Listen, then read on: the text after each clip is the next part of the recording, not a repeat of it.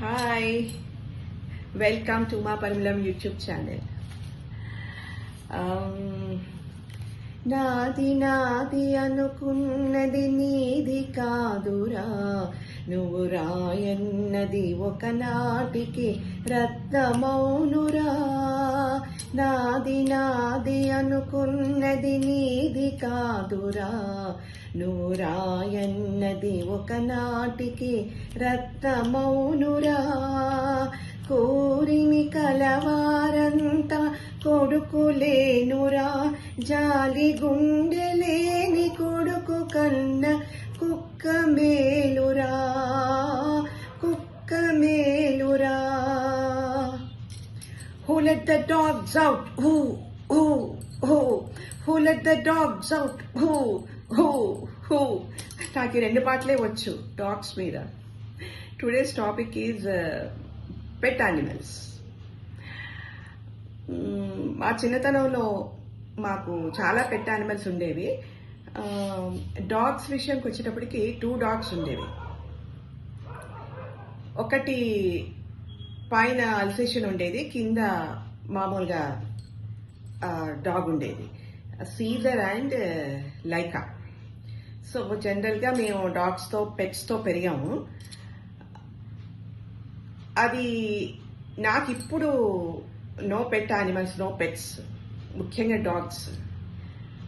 డాగ్స్తో పెరిగిన మా సిస్టర్స్ అందరికీ డాగ్స్ ఉన్నాయి. సో నేను అందరిలో చిన్నదాన్ని బందర్లో ఉన్నప్పుడు. అప్పుడు 2 ఇన్సిడెంట్స్ నన్ను ఈ డాగ్స్ నుంచి కొంచెం దూరం జరిపాయి. అదేంటంటే, నాన్నగారు డాక్టర్. సో పెడర్ నుంచి ఒక కేసు వచ్చింది. ఒక చిన్న పాప అనమాట, ఒక డాగ్ బైట్, కుక్క కరిసింది. సో వాళ్ళు భుజాన్ని వేసుకుని వచ్చారు. డాక్టర్ గారు అసలు ఏమి తింటలేదు, తాగటం లేదు, నీళ్లు చూస్తే భయపడిపోతుంది అని. అప్పుడు నాన్నగారు ఏం చేశారంటే, ఆయనతో పాటు నీడలాగా నేను తిరుగుతూ ఉండేదాన్ని. నేను ఐఎమ్ హిజ్ షాడో అనమాట. ఒక బౌల్ ఆఫ్ వాటర్ తెచ్చి కింద పెట్టి వదలమన్నారు పాపని. వదలమంటే ఆ పాప చూసి భయపడిపోయి డాగ్ లాగానే పాక్కుంటూ వాళ్ళ అమ్మ కాళ్ళు పట్టేసుకుంది. అప్పుడు చెప్పారు, ఇది కుక్క కరిసిందమ్మా, లాభం లేదు, లాస్ట్ స్టేజ్ ఇది, పిల్ల దక్కదు మనకి, తీసుకెళ్ళిపోండి అని చెప్పారు. అదొక ఇన్సిడెంట్. సెకండ్ ఇన్సిడెంట్ ఏంటంటే, అక్కడే మాకు తెలిసిన వాళ్ళ ఫ్యామిలీస్లోనే, పెద్ద ఫ్యామిలీస్ అవి, I don't want to name them, మాకు పైన మేడ నుంచి చూస్తే కనిపిస్తూ ఉండేదన్నమాట. Same similar case, dog bite. స్తంభానికి కట్టిస్తారు, అంటే లాస్ట్ స్టేజ్. అది కూడా వాళ్ళు టైమ్లీ ఇవి వేయలేదు, వ్యాక్సినేషన్ ఇవ్వలేదు, ఇంజెక్షన్స్ ఇవ్వలేదు.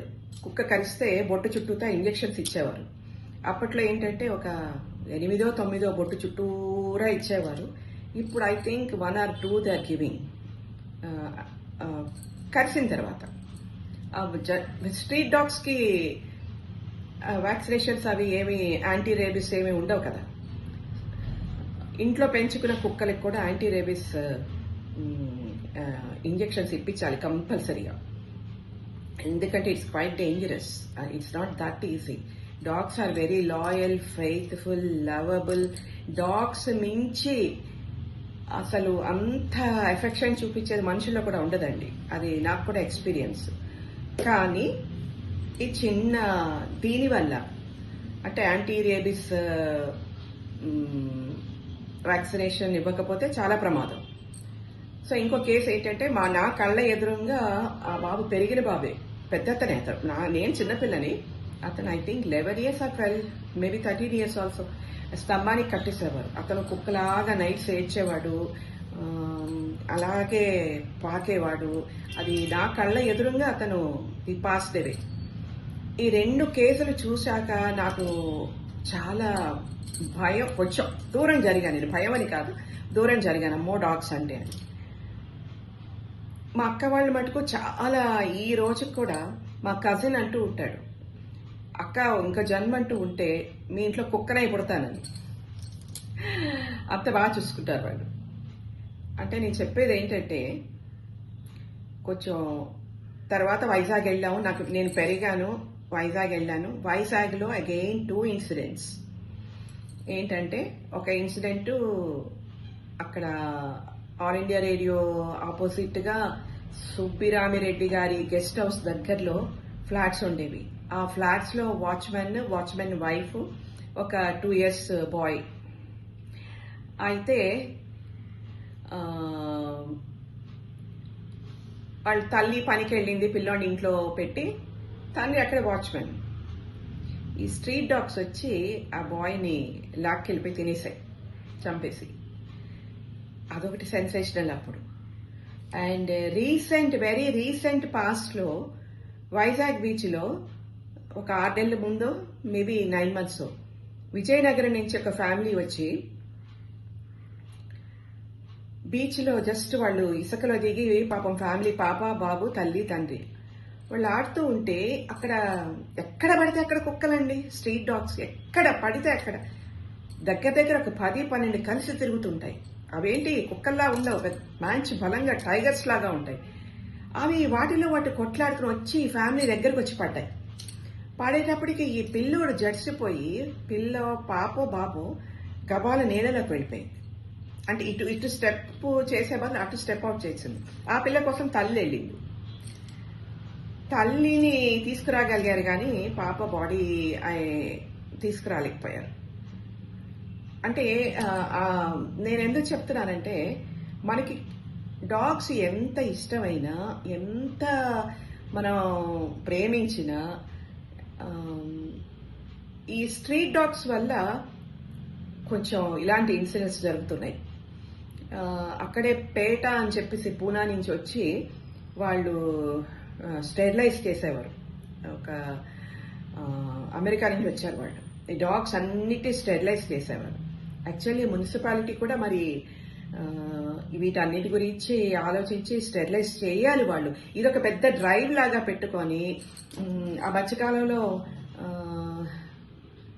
సంజయ్ గాంధీ డ్రైవ్ అని చెప్పి చేసినట్టుగా ఈ స్ట్రీట్ డాగ్స్ కూడా మున్సిపాలిటీ వాళ్ళు స్టెరిలైజ్ చేసి వదలాలండి. ఎందుకంటే అలా పెరిగిపోతున్నాయి. ఎక్కడ చూడండి. ఈవెన్ హైదరాబాద్ ఎన్ని డాగ్స్ అండి. నేను ఎలా చూస్తూ ఉంటాను, వాకర్స్ వెళ్ళి biscuits. Even my sisters use to feed them with biscuits and all.